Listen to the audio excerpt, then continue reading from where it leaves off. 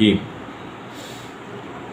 Secretariat مساجد کے تعمیر نو کے سلسلے میں ہوم منسٹر صاحب نے جون کے اختتام تک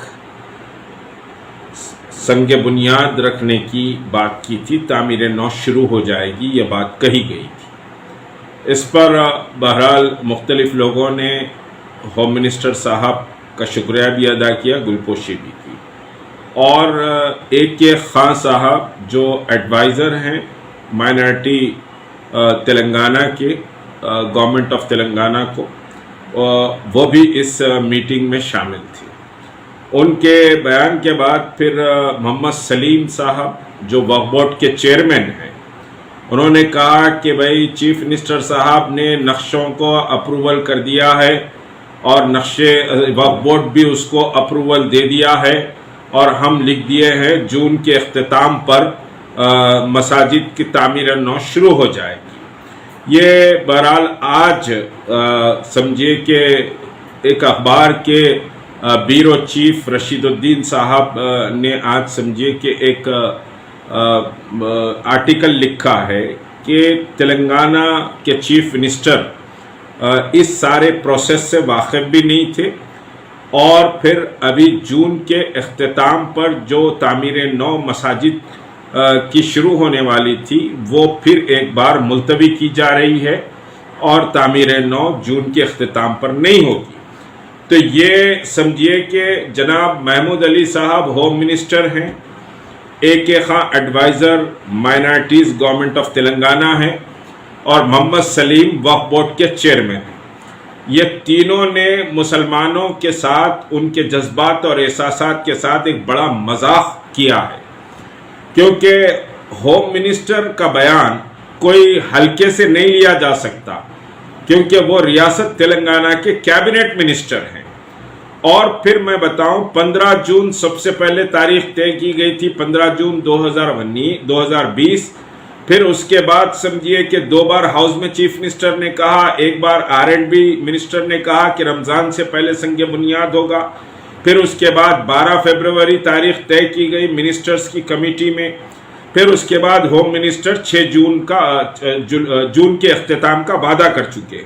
تو یہ مسلمانوں کے ساتھ بہت بڑا مذاق کیا گیا ہے، اور تلنگانہ کے مسلمانوں کی کوئی حیثیت اور وقت نئی والی بات ہوئی ہے۔ یاد رکھیے، قومیں زندہ رہتی ہیں اپنی حیثیت اور وقت کی بنیاد پر، وقار کی بنیاد پر۔ تو یہ مسلمانوں کے ساتھ ایک بھونڈا مذاق ہے کہ ہوم منسٹر اسٹیٹمنٹ دیتے ہیں، وقف بورڈ چیئرمین اسٹیٹمنٹ دیتے ہیں، advisor of government of Telangana سمجھے میٹنگ میں موجود رہتے ہیں، اس کے بعد کہا جاتا ہے کہ صاحب یہ ہم سے پوچھ کے نہیں کیا گیا، کر لو آپ کرنا ہے تو، ہم سے پوچھ کے تو نہیں کیا گیا اور نہیں ہو سکتی ہے تقریب۔ تو یہ تلنگانہ کے مسلمانوں کا ایک بہت بڑا مذاق سمجھیے کہ تلنگانہ حکومت اور حکومت کے وزیر داخلہ اور وقف بورڈ چیئرمین اور ایڈوائزر AK خان نے سمجھیے بنایا ہے۔ یہ ناقابل برداشت عمل ہے، اور یہ مذاق کو ہم قطعاً برداشت نہیں کریں گے۔ اور دوسری بات یہ ہے کہ گرجا گھر مندر کو مسجد سے کیوں جوڑا جا رہا ہے؟ مسجد کی زمین تلنگانہ حکومت کی جاگیر نہیں ہے، مسجد کی زمین وقف پراپرٹی ہے۔ وہ وقف پراپرٹی کو آپ قبضے میں رکھے ہیں، جو غیر قانونی عمل ہے، جو غاصبانہ قبضہ کہلاتا ہے، اور آپ مساجد کی بات کو سمجھیے کہ یہ دوسرے چیزوں سے جوڑ رہے ہیں۔ یہ جو ہے سو مساجد آپ کی زمین پر نہیں ہے، مساجد نوٹیفائڈ گزٹ وقف پراپرٹیز ہیں۔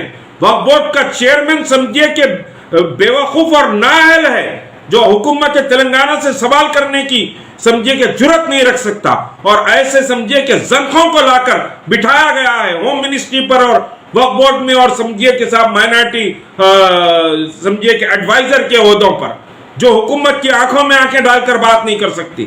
اگر مسلمانوں کا ریپرزنٹیشن نہیں کر سکتے، مسلمانوں کی بات منوا نہیں سکتے، تو آپ حکومت میں رہنا آپ کے لیے سمجھیے نامناسب عمل ہے۔ اور آج میں مشتاق ملک صدر تحریک مسلم شبان اور کنوینر جوائنٹ ایکشن کمیٹی میں مطالبہ کر رہا ہوں کہ ہوم منسٹر کو استعفیٰ دینے کا مطالبہ ہونا چاہیے۔ ہوم منسٹر استعفیٰ دے مسلمانوں سے اس مذاق کے کرنے کی بنیاد پر، वक्फ बोर्ड चेयरमैन इस्तीफा दे, AK खां भी इस्तीफा दे। ये 3 इस्तीफे समझिए कि आना चाहिए, क्योंकि इन्होंने तेलंगाना के मुसलमानों के जज्बात एहसासात का मजाक उड़ाया है और बाज़ाब्ता मीटिंग करके नक्शों को अप्रूवल की बात की गई है और हुकूमत उससे इनकार कर रही है। तो इससे ज्यादा बेविक्कती, इससे ज्यादा समझिए कि बेइज्जती मुसलमानों की नहीं होगी। आपको इस्तीफा देना पड़ेगा। ये तीनों असहाब को मुस्तफी होना चाहिए और इस पर हम समझिए रियासत गिर मुहिम चलाएंगे कि ये इस्तीफा दें और इनको समझिए कि मुसलमानों के सामने और लोगों के सामने समझिए कि बरहाना करेंगे कि इनकी क्या हैसियत है और इनकी क्या दिक्कत है और ये मुसलमानों को रिप्रेजेंट करने के लायक नहीं है। अस्सलाम वालेकुम व रहमतुल्लाहि व बरकातहू।